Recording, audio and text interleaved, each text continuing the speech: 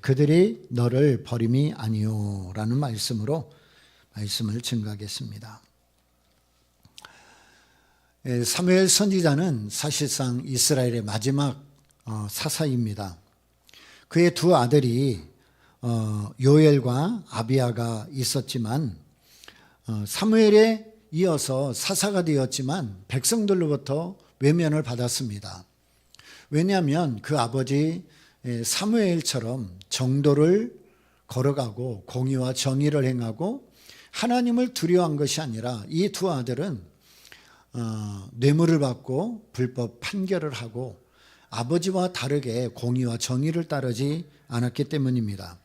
그래서 백성들이 사무엘에게 나아가서 당신들의 아들들이 당신과 같이 공의와 정의로 판결하고 정도를 걸어가는 것이 아니라 뇌물을 받고 판결을 굽게 하고 올바른 길을 가지 아니하니까 우리에게 이스라엘 다스릴 왕을 세워주셔서 우리로 다스리게 하소서라고 요청을 하게 됩니다. 이 요청을 받고 사무엘이 굉장히 분노하고 반대를 합니다. 자기 자식들이 사사이기 때문이 아닙니다. 이스라엘은 정치든 교육이든 국방이든 경제든 다 하나님의 명령을 따라 하나님에게 속하여 살아가야만 됩니다. 그러니까 하나님의 백성이니까 하나님을 왕으로 인정하고 하나님의 통치와 하나님의 다스림 속에서 받아야 되는 것입니다. 그러나 하나님은 이 왕을 요구하는 이스라엘 백성들에게 왕을 세워주라고 사무엘에게 이야기를 합니다. 그들의 소원을 들어줘라. 그래서 왕을 세워주라는 겁니다. 참 하나님이 이스라엘 백성을 통치하시고 왕이 되어주셔서 그 어떤 사람의 왕이 다스리는 것보다 완전하게 나라를 다스리고 백성을 인도함에도 불구하고 이 사람들은 다른 세상의 나라에 왕이 있는 것이 부러웠던 거죠. 물론 사무엘의 두 아들이 올바른 길을 걸어가지 않는 것이 빌미가 되어서 왕을 세워달라고 시작은 했지만 사실은 보이지 않는 하나님을 왕으로 인정하는 것보다는 보이는 사람의 왕을 따라가고 싶은 게 이스라엘 백성들의 마음이었던 것입니다. 그러니까 왕이신 하나님에게서 사람의 왕으로 옮겨져야 하는 모든 환경 속에 굉장히 혼란스러운 일이 생긴 거죠. 하나님은 이스라엘 백성들이 잘못된 길과 하나님을 부인하는 길을 왜 걸어가게 허락하시는가? 마치 아담에게 자유의지를 주어서 올바른 것을 선택하게 하면 좋은데 그들이 선악과를 따먹으로 죄를 짓게 만드는 것과 거의 비슷한 원리인 겁니다. 인간은 하나님께 속하고 하나님의 권위 안에 있을 때 가장 안정이 되고 또 평강을 누리고 복을 누릴 수가 있는데 이것을 거부하는 인간의 어리석음과 잘못된 결정을 심판하시든지 아니면 설득하시든지 그래야 하는 것이 당연한데 하나님은 이스라엘 백성들이 사람의 왕을 세워달라고 그러니까 그 마음속에는 하나님을 거부하는 것에 대한 안타까움도 또는 분노도 있겠지만 하나님은 이스라엘의 요구대로 소원을 들어주게 하십니다. 하나님이 왜 그러실까? 지금까지 이스라엘 백성들이 원망하고 불평하고 우상을 섬기고 하나님을 배반하고 하나님을 떠나도 하나님은 끝까지 인내하면서 그들의 하나님이 되어주셨는데 끝까지 그들을 통치하시고 왕으로 인도해 오셨는데 어느 날 갑자기 이스라엘 백성들이 하나님을 거부하고 인간의 왕을 세워달라. 하나님을 이제는 거부하는 것이니까 하나님이 그들을 책망하고 아니면 설득을 시키든지 그래서 너희들 그러면 안 된다 라고 이야기하는 것이 올바른 일일 텐데, 이스라엘 백성들의 선택이 잘못된 것임에도 알고 하나님은 그들의 요구대로 들어주는 겁니다. 도대체 하나님은 왜 이런 일들을 허락하시는 것인가? 여러분, 누가복음 15장에 보면 우리가 잘 아는 탕자의 비유가 나와요. 아버지의 재산을 가지고 떠나는 그 아들의 뒷모습을 보는 아버지의 마음과 거지가 되어서 돌아오는 그 아들을 바라보는 아버지의 마음은 어땠을까? 한번 상상해 보십시오. 내 몫을 미리 달라고 그래가지고 기세등등 해가지고 아버지를 뒤로 두고 당당하게 떠나가며 이제는 내 마음대로 한번 살아보겠습니다. 내 뜻대로 살아보겠습니다. 내 원대로 한번 해보겠습니다. 그러면서 기세등등 떠나는 그 아들의 뒷모습을 보는 아버지의 마음. 근데 그게 뭐 5년 10년도 아니고 얼마 못 가서 모든 재산 다 잃어버리고 소비하고 거지꼴이 되어서 돌아오는 그 아들의 앞모습을 보는 아버지의 마음은 여러분 어떨 것 같아요? 근데 그 아버지는 그 아들이 명예를 다 실추시키고 돈을 낭비하고 인생을 허비하고 잘못된 친구들을 사귀고 그리고 세상에서 타락하고 세수가 되어서 완전히 거짓골이 되어 돌아왔음에도 불구하고 아버지는 그 아들을 환영합니다. 그 아들을 위해서 좋은 옷을 준비하고 가락지를 끼워주고 송아지를 잡아서 잔치까지 해요. 물론 아들이 돌아왔으니까 그렇다고 하지만 또 아버지 말에 의하면 잃어버렸던 아들을 내가 다시 찾았다라고 하는 그 말씀 속에서 우리가 깨닫는 것도 있지만 도대체 아버지가 왜 이렇게까지 할까? 근데 우리가 놓치는 중요한 부분이 있습니다. 아버지가 이렇게 거짓골이 되어서 돌아오는 그 아들을 껴안아주고 기다렸고 좋은 옷을 입히고 가락지를 껴주고 잔치를 하기까지 그 아들이 아버지께로 돌아오는 그 과정 속에서 내가 여기서 줄여 죽느니 내가 아버지에게로 돌아가야 되겠다. 여러분, 이 부분이 중요해요. 내가 여기서 이 아들이 지금 세상 길로 가서 타지에 가서 자기가 가지고 있는 모든 것을 한번 펼쳐보고 자기 마음대로 멋있게 한번 살아보겠다고 했는데 완전 실패했어요. 근데 이 아들이 아버지에게로 돌아올 때 뭐라고 그래요? 내가 여기서 줄여 죽느니, 내가 여기서 실패하고, 내가 여기서 인생을 허비하고, 내가 여기서 세월을 버리고, 내가 여기서 이렇게 부끄럽게 사느니 내가 아버지에게로 돌아가서, 여러분 이게 중요한 거예요. 아버지에게로 돌아가서 아들로 삼아달라는 것은 창피하지만 종으로라도 내가 살아가야 되겠다. 왜? 거기는 먹을 것, 입을 것, 마실 것이 풍부하고 거기는 모든 것이 넘치는 곳이니까. 거기가 어디예요? 아버지가 계신 곳. 물론 이 아버지는 아들이 돌아왔기 때문에 너무 기뻐서 잔치도 하고 다 했지만 여러분, 그 메시지 속에서 우리가 놓치면 안 되는 것이 이 아들이 세상에 나가서 다 잃어버리고 실패한 뒤에 깨달은 것이 있는 거예요. 깨달은 거. 그게 뭐냐? 여기서 죽느니 차라리 내가 아버지에게로 가야 되겠다. 그 아버지 안에는 모든 것이 있으니까. 내가 비록 아들이라고 인정을 받지 못하고 종으로 들어간다 할지라도 그 아버지가 있는 곳이면 내가 얼마든지 거할 수 있고 얼마든지 살아갈 수 있고 얼마든지 위로받을 수 있고 얼마든지 새 출발할 수 있는 곳이기 때문에. 여러분, 우리가 하나님을 떠나서 하나님을 배반해서 하나님을 거역하고 세상에 나갈 수도 있어요.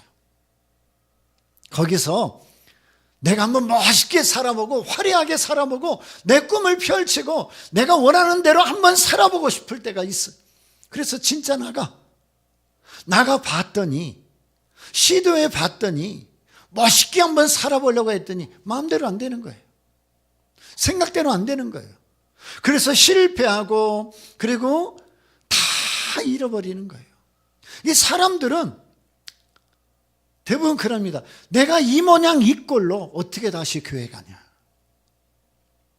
내가 이렇게 실패하고 이렇게 인생을 낭비하고 이렇게 부끄러운 인생이 되어서 어떻게 다시 교회 가고 어떻게 다시 하나님의 이름을 부르고 어떻게 내가 하나님 앞에 얼굴을 내밀 수 있겠냐. 나 못한다. 그래서 교회를 안 나와요. 그래서 하나님을 떠나요. 그냥. 중요한 게 뭐예요? 우리는 세상에 나갈 수도 있어요. 실패할 수도 있어요. 거짓골이 될 수도 있어요. 생각대로 안 돼서 다 망할 수도 있어.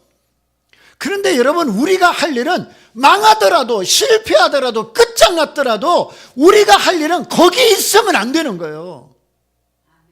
거기는 우리가 있어야 할 자리가 아니라, 우리가 있어야 할 자리는 실패한 자리, 망한 자리, 부끄러운 자리가 아니라 다시 내가 원래 있었던 그 자리, 거기가 어디예요? 하나님 아버지가 있는 거, 은혜가 있는 거, 사랑이 있는 거, 회복이 있는 거, 새로운 출발이 있는 거, 새롭게 신앙생활에 있는 교회, 거기로 오는 게 중요한 거예요. 진짜 아버지가 너무 기뻐서 잔치를 벌였던 인거는 이 아들이 돌아왔기 때문도 물론이지만, 이 아들이 진짜 내가 아버지의 아들이라는 것이 얼마나 귀하고 소중한 것인가를 깨닫고 오는 게 진짜 기쁜 거예요. 우리가 일부러 세상에 가서 그렇게 실패하고 왕창 망해먹고 돌아오려고 할 필요는 없지만, 어쩌다 보니 우리가 세상에 나가서 살면서 그럴 수는 있어요. 근데 그 자리에 있지 말고 아버지께로 돌아가자. 아버지에게는 내가 얼마든지 기대고 얼마든지 의지하고 얼마든지 새 출발할 수 있는 기회가 얼마든지 있는 거예요. 그러니까 아버지가 진짜 기쁜 건 뭐냐면, 그 아들이, 내가 잃었던 아들을 다시 찾았다는 것은 그 아들이 돌아온 것 자체만을 이야기하는 것이 아니라, 그 아들이 내가 아버지의 아들이라는 것이, 내가 아버지의 아들이라는 그 신분이 얼마나 귀하고 얼마나 소중하고 얼마나 명예스러운 것인가를 깨달았다는 게 진짜 중요한 거예요.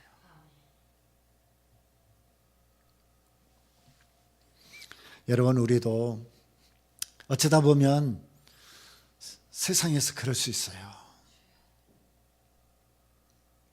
근데 그 자리에 있으면 안 돼. 하나님께로 돌아와야 돼요. 부끄러워하지 말고 언제든지 교회에 나와야 돼요. 지난주에도 얘기했잖아요. 교회는 열린 문이야. 예수님께서 열면 닫을 자가 없고 닫으면 열 자가 없는 그 예수님이 빌라델비아 교회처럼 열린 문을 두셨어요. 교회가 왜 열린 문이어야 되나? 누구든지 오는 거예요. 실패한 자도 오고, 부끄러운 자도 오고, 망한 자도 오고, 떠난 자도 오고, 배신한 자도 오고, 궁금한 자도 오고. 그래서 예수님이 교회 문을 열어놓으신 거예요. 교회는 어떤 사람이 오더라도 환영하고, 어떤 사람이 오더라도 위로하고, 어떤 사람이 오더라도 격려를 받게끔 해야 돼요. 여러분, 아버지가 그 아들이 자신의 아들이라는 그 신분이 얼마나 귀하고 소중하고 명예스러운가를 깨닫고 돌아왔기 때문에 이 아버지는 더 기쁜 거예요. 그러니까 여러분, 우리가 하나님께로 돌아오면요, 하나님이 얼마나 기뻐하는지 몰라요. 울타리 안에 있는 99마리 너무 소중하지만, 잃어버린 그 한 마리의 양, 그냥 버리면 끝이지만, 근데 그 목자는 절대로 그 한 마리 양을 포기하잖아요. 그래서 그 한 마리 양을 위험한 계곡이라도 발견하고 그거를 어깨 위에 메고 돌아올 때 그 목자의 기쁨이 얼마나 큰지 아세요? 마치 잃어버린 한 영혼 같은 내가 하나님께 돌아갔을 때 하나님이 우리를 가슴에 안으시고 얼마나 기뻐하시는지. 너는 내 아들이야. 너는 내 자녀야. 그래서 때로는 하나님이 위험한 계곡 속에 떨어지는 거 허락하시는 거예요. 왜? 그래야만 내가 목자와 함께 있는 게 얼마나 소중한지를 알아요. 그 아들이 세상에 돈 가지고 나가서 인생을 허비하는 것 아버지가 허락해 줘요. 그렇지만 그 아들이 실패하더라도 돈이 문제가 아니고 내가 아버지의 아들이 되었다는 게 얼마나 명예스러운 건지를 깨닫고 돌아오게 되는 것. 아버지는 그거를 기대하는 거예요. 이 아들이 내가 아버지의 아들이 되었다는 게 얼마나 귀한 일인지를 깨닫게 하는 것은 그 아들이 세상에 나가서 잃어버린 돈과 시간과 인생과는 비교할 수 없이 소중한 거예요. 마태복음 25장에 보면 달란트 비유가 나와요. 우리가 잘 아는 5달란트, 2달란트, 1달란트. 5달란트는 또 5달란트를 남겨서 10달란트를 남겼고 2달란트는 또 2달란트를 남겨서 4달란트를 했고 1달란트는 땅에 묻었다가 주인한테 그대로 주고. 자, 여기서 우리가 달란트 비유를 보면요, 앞에 두 종은, 그러니까 10달란트, 4달란트 만든 이 종들은 자기 주인을 어떤 폭력이나 두려움이나 공포로 자기들을 다스리는 주인이라고 생각한 것이 아니라 자기들에게 이렇게 달란트를 맡길 정도라면 우리는 그분의 종이면서 그 주인과 나는 동료라는 생각을 갖고 있는 거예요. 그 주인이 나를 믿었기 때문에 그 달란트를 맡기는 거예요. 이거 가지고 도망갈 놈이다, 이거 가지고 사기칠 놈이다, 이거 가지고 엉뚱한 일을 할 놈이라고 생각했다면 그 주인은 주지도 않아요. 아예 처음부터 시작을 안 해. 근데 이 종들에게 이 엄청난 달란트를 주었다는 것은 그 종들을 그냥 종으로 여긴 것이 아니라 나와 마음을 같이 하는, 내가 신뢰할 수 있는, 내가 뭐든지 맡길 수 있는 그런 동료 관계, 그런 마음을 함께 할 수 있는 관계라고 생각해서 달란트를 맡긴 거고, 그 앞에 두 종들은 그 주인의 마음을 잘 헤아려서 주인의 마음에 합당하게 열심히 일해서 갑절을 남긴 거예요. 근데 마지막 세 번째 1달란트 받은 이 종은, 우리 주인은 앞에 두 종들과는 다르게 두려움과 공포를 가진 상하관계로 여겼어요. 그래서 그 종이 주인이 왔을 때 1달란트를 내놓으면서 그런 얘기하죠. 주인은 엄격한 분이지 않습니까? 이 엄격하다는 말이 이 주인이 자기들을 사랑으로 대하고 마음을 다해서 대하고 신뢰함으로 대하고 그런 관계로 대하지 않고 그냥 종과 주인의 상하 관계로만 대한다고 생각했던 거예요. 그러니까 앞에 두 종은 동료의식이 있는 거고, 주인과 이 종의 관계를 동료의식으로 갖고 있는 것이고 서로 신뢰관계를 갖고 있는 것이고, 마지막 세 번째는 이게 상하관계와 그리고 뭔가 잘못하면 심판하고 공포스러운 그런 주인으로 여기고 있는 거예요. 그러니까 네가 나를 잘못 봤다, 너는 어떻게 나를 그런 주인으로 봤냐, 그러면서 이 악하고 게으른 종아 그러면서 바깥 어두운 데로 내어 쫓으라고 그러고 가지고 있던 것까지 다 빼앗아 버리잖아요. 여러분, 오늘날 신자들 중에도요, 하나님을 이렇게 잘못 이해하고 대하는 분들이 있어요.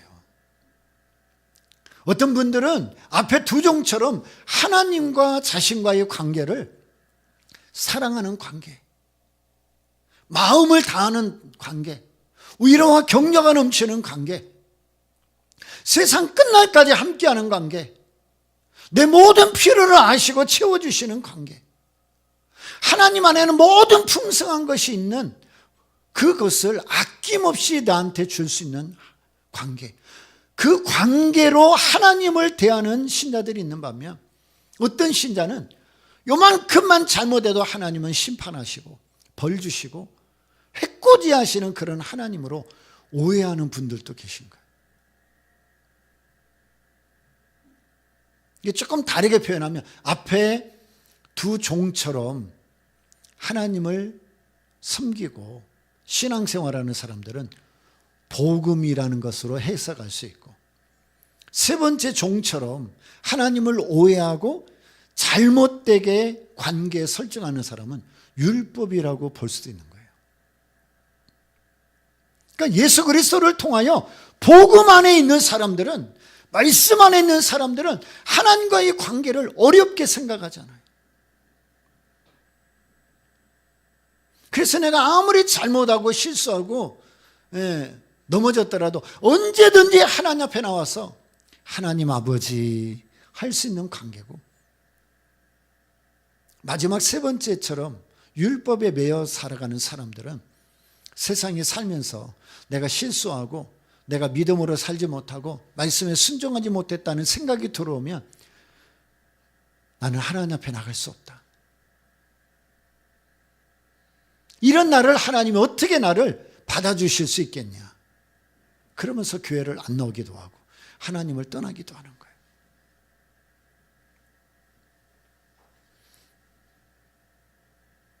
그런데 하나님은 우리가 어떤 조건이나 어떤 상황이나 어떤 실패나 심지어 망한다 할지라도 하나님은 끝까지 우리를 포기하지 않으시고 우리를 기다려주시고 우리가 다시 일어날 수 있도록 힘을 주시고 우리를 붙들어 주시는 분입니다. 로마서 5장 8절에 보면 우리가 아직 죄인 됐을 때 그리스도께서 우리를 위하여 죽으심으로 하나님께서 우리에게 대한 자기 사랑을 확증하셨느니라 그랬어요. 사랑은 어떤 자격이나 조건을 필요로 하지 않아요. 만약 어떤 자격이나 조건을 필요로 하는 사랑이라면 그거는 진짜 사랑이 아니죠. 진짜 사랑은 자격이나 조건을 따지지 않습니다. 하나님은 우리를 복주시기 위해서 우리 인생에 개입하십니다.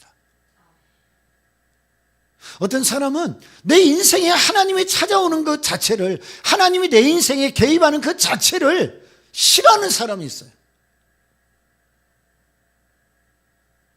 그 옛날 노래 중에 뭐 내 인생은 나의 것 그러는데, 뭐 내 인생은, 여러분 안 믿는 사람들은 내 인생은 내 것이야. 그러나 예수 믿는 우리에게는 내 인생은 나의 것이 없어요. 내 인생은 다 하나님의 계획 속에 있어. 그리고 그 하나님은 모든 조건이나 자격을 뛰어넘어서 우리를 구원해 주셨습니다. 그게 십자가이고 그 일을 이루신 분이 예수님이세요. 하나님은 우리가 하나님을 알기 전에, 우리가 하나님을 찾기 전에 이미 하나님은 우리를 자녀로 삼아주셨습니다. 그런데 문제가 하나가 있어요. 자, 우리 로마서 6장을 좀 가보겠습니다. 신약성경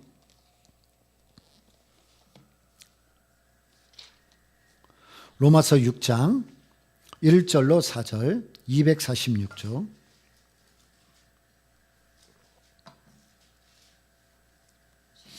로마서 6장 1절로 4절. 그런즉 우리가 무슨 말하리요? 은혜를 더하게 하려고 죄에 거하겠느냐? 그럴 수 없느니라. 죄에 대하여 죽은 죄에 대하여 죽은 우리가 어찌 그 가운데 더 살리오. 무릇 그리스도 예수와 합하여 세례를 받은 우리는 그의 죽으심과 합하여 세례받은 줄을 알지 못하느뇨. 그러므로 우리가 그의 죽으심과 합하여 세례를 받음으로 그와 함께 장사되었나니 이는 아버지의 영광으로 말미암아 그리스도를 죽은 자 가운데 살리심과 같이 우리로 또한 새 생명 가운데서 행하게 하려 함이니라. 여기 보니까 죽은 자로 살던 자가 이제는 산 자로 살게 되었다. 죽은 자로 살았던 우리가 이제는 새 생명을 얻어서 산 자로 살게 되었다. 이거를 구원이라고 합니다. 이 일을 이루신 분이 예수 그리스도예요. 그래서 예수 그리스도로 말미암아 우리가 구원받은 것을 다른 말로 말하면 은혜라고 그러는 겁니다. 우리는 구원받을 자격도 없고 필요성도 몰랐고 또 소원하지도 않았을 때 이미 이 구원이 일어난 거예요. 그러면 질문이 생기죠. 이 모든 것이 하나님의 은혜이고 하나님의 주권이고 또 하나님의 계획 속에 있는 일이라면 왜 이렇게 열심히 신앙생활을 해야 되나? 뭐 이렇게까지 애쓰며 살아갈 필요가 있는가? 성경은 분명하게 말씀합니다. 결코 그럴 수 없느니라. 우리가 왜 열심히 신앙생활을 해야 되는가? 과거에 죄인으로 살아갔을 때는 몰랐으니까 그러더라도 지금은 우리가 구원받았음을 알고 깨달았기 때문에 과거의 죄인으로 살아가면 안 된다.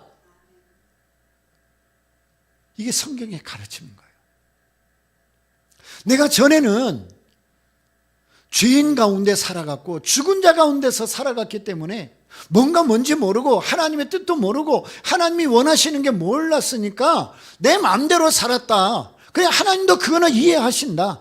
그런데 지금은 예수 그리스도로 말미암아 우리가 구원을 받았고 우리가 이제 살아가야 될 삶의 목적이 뭔지를 알았는데 알았다면 과거로 돌아가거나 죄인으로 살아서는 안 된다.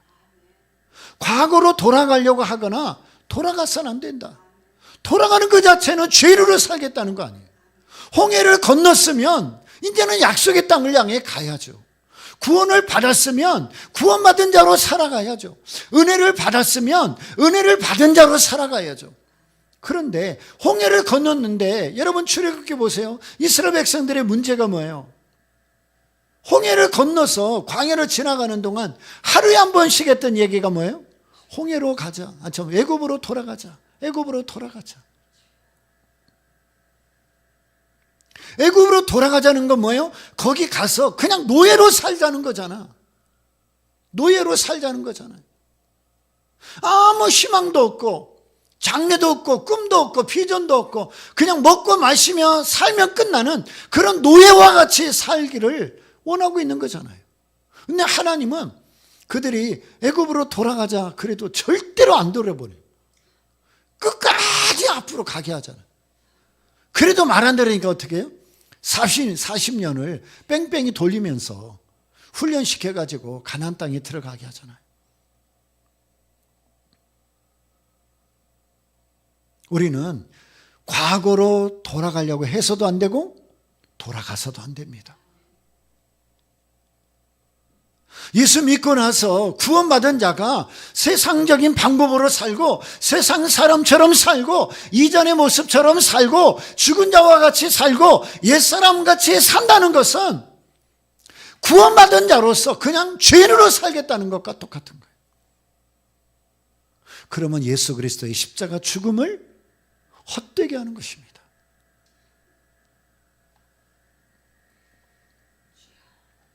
하나님은 우리를 업어서 구원의 자리로 옮기셨습니다. 여러분, 업는다는 게 뭐예요? 업으면요, 그 엎여 있는 사람은 발을 땅에 대지도 아니하고 업은 사람이 원하는 대로, 업은 사람이 가는 대로, 업은 사람이 하고 싶은 대로 그냥 따라가면 되는 거예요. 엎혀 있는 아이는 엄마가 동쪽으로 가면 동쪽으로 가고, 서쪽으로 가면 서쪽으로 가고, 집으로 가면 집으로 가고, 학교로 가면 학교로 가면 되는 거예요. 엎혀 있는 자는 엄마가 가고자 하는 대로 그냥 가면 되는 거예요. 여러분, 엄마가 그 아이를 업고 바다로 뛰어들겠어요? 불길로 뛰어들겠어요? 아니면 죽는 길로 가겠어요? 아니면 내던져가지고 사고를 당하게 하겠어요? 그 아이는 엄마를 믿고 엄마가 가고자 하는 대로 그냥 가면 돼요. 가다가 힘들면 엄마 품에서, 엄마 등에서 잠자면 되는 거고. 그러면 엄마가 목적지에 도달하면 어떻게 해요? 엉덩이 치면서 일어나, 이제 다 왔다 그러잖아요. 여러분, 우리는 하나님이 업은 자들이에요. 하나님이 우리를 등에 업으셨어. 우리가 구원을 원하지도 않고 죄사함을 원하지도 않고 그저 애굽에서 노예로 사는 것만이 전부인 줄 알고 사니까 하나님이 강권적으로 업어가지고 우리를 그냥 출애굽해가지고 홍해를 건너서 약속의 땅으로 데려가는 거예요. 그러면 여러분, 바람이 불면 어떻게 해요? 엄마 등 뒤에 머리를 감추면 돼요. 햇빛이 너무 따가우면 엄마 너무 뜨거워. 등에 엎였을 때 뭔가 불편하면 엄마 불편해. 여러분, 그게 기도잖아. 하나님이 우리를 업으셨어요. 이제 우리는 내 맘대로 하면 안 돼. 보세요. 아이가 엄마 등에 엎여가지고 엄마가 가고 있는데 등에서 막 몸부림을 치고 그러면 어떻게 해요? 이제 막 쉽게 그냥 가만히 있으라니까. 하나님이 꼭 우리를 그러시는 거예요. 말을 안 들으면 어떻게 해요? 때려버리고. 이놈의 쉽게가 가만히 있으라니까. 우리가 할 일은 하나님이 우리를 업으셨으니까 하나님을 믿고 하나님이 가고자 하는 대로, 하나님이 원하시는 대로, 하나님의 뜻대로, 하나님의 계획대로 그냥 등에 업혀 있으면 돼. 그러면 하나님이 우리 인생을 가장 좋은 길로 데리고 가시는 거예요. 근데 문제는 하나님이 업고 있는데 자꾸 몸부림을 치면서 내리려고 그러니까 그래. 내려서 여기도 가고 저기도 가보고 이 일도 해보고 저것도 해보고 내 마음대로 한번 해보고 싶은 거예요. 그러니까 인생에 고난이 많아지는 거예요. 그냥 여러분, 엄마가 아이를 업으면 아이를 딱 이렇게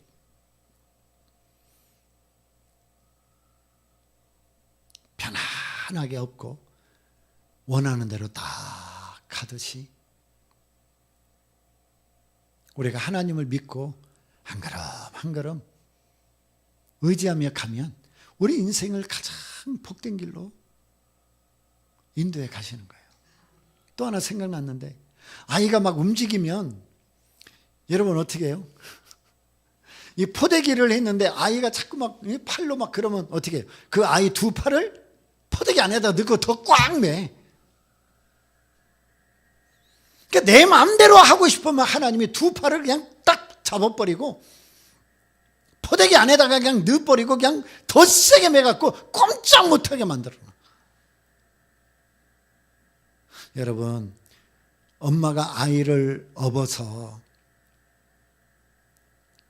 키우고 그 아이 인생을 한 걸음 한 걸음 인도해 가는 것처럼 하나님이 우리 인생을 그렇게 업으셔서 인도해 가시는 그 모든 과정들과 한번 비교하고 같이 생각해 보세요. 그러면 우리가 하나님 등에 업혀서 어떻게 해야 될지를 알아갈 수 있어요. 몸부림을 치지 말고 내려오려고 하지도 말고 두 팔을 빼가지고 막 엄마 머리 엉켜 잡고 막 엄마 뺨 때리고 막 그러지도 말고 등 옆에서 가만히 있으면 가장 좋은 길로 하나님이 우리를 인도해 가시는 것입니다. 중요한 것은 이제 우리가 하나님께서 우리를 구원의 자리로 인도해 놓으셨으니까 우리가 할 일은 멋진 신자로 사느냐 못난 신자로 사느냐 선택하는 것만 있는 거예요. 내가 하나님의 등에서 하나님을 믿고 평안히 잠자면서 하나님이 인도하시는 길을 따라 살아가느냐 아니면 몸부림을 치면서 나 내려달라고 그러면서 한번 내 마음대로 살아보겠다고 하느냐 둘 중에 하나 선택하면 되는 거예요. 여러분 우리가 잘못하고 실수한다 할지라도 결코 우리는 죄인으로 돌아갈 수가 없는 겁니다. 다시 죄인으로 돌아가지도 않아요. 그렇다고 일부러 잘못이나 실수를 반복하고 그리고 양심 없이 살면 안 되겠죠. 우리가 열심히 살아가면서 때로는 넘어지고 실수하고 연약해지더라도 여전히 우리는 하나님의 자녀이고 하나님이 우리를 업고 계시고 여전히 우리는 하나님의 백성으로 살아가는 겁니다. 하나님은 이스라엘이 아브라함에서부터 예수님 당시까지만 해도 여러분 거의 한 4,000년이잖아요. 구약 2,000년, 또 예수님 신약시대 2,000년. 근데 이스라엘은 아직도 다 구원받지 못하고 예수 믿지 않아. 그런데도 하나님은 그 4,000년 동안 끝까지 인내하며 지금도 기다리시고 그래서 언젠가 때가 되면 그 이스라엘이 다 구원받으면 그때 주의 재림이 이루어진다고 성경은 말해요. 많은 학자들은 예루살렘과 온유대와 사마리아와 땅끝까지 이르러 근데 물론 이제 문자적으로 말하면 땅끝이 지구촌 전체를 의미하지만 종말론적으로 보면 이 땅끝이요 이스라엘입니다. 예수님을 인정하지 않고 예수님의 구원을 받아들이지 않고 거부하고 있는 이 이스라엘이 회복이 되고 이스라엘이 구원을 받으면 그때가 바로 주의 재림의 때다. 근데 그때까지 하나님은 끝까지 기다리고 계시는 것입니다.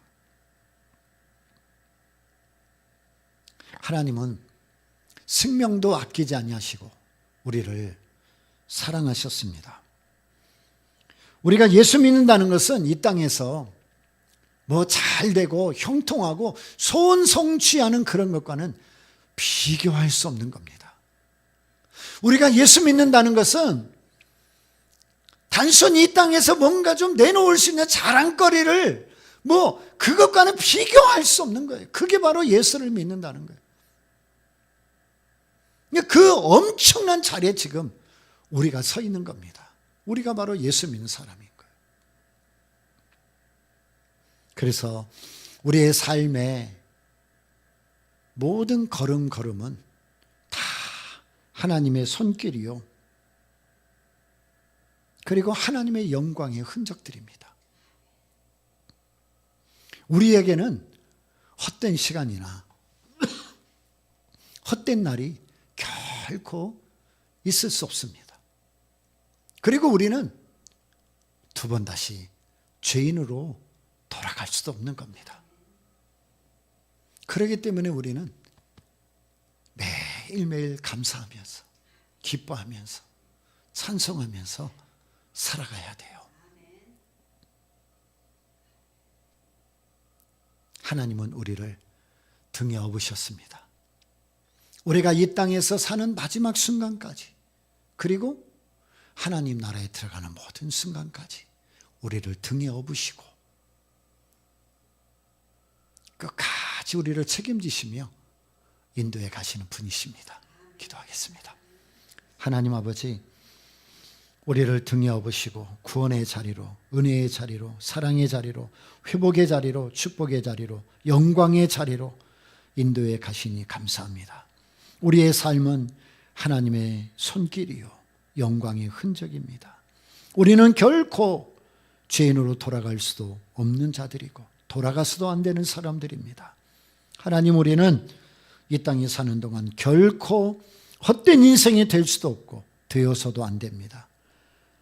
매일매일 그 하나님이 나와 함께 하심을 믿고 나를 인도해 가시는 그 하나님 앞에 감사하며 찬양하며 살아갈 수 있는 우리가 되게 하옵소서. 예수님의 이름으로 기도드리옵나이다. 아멘.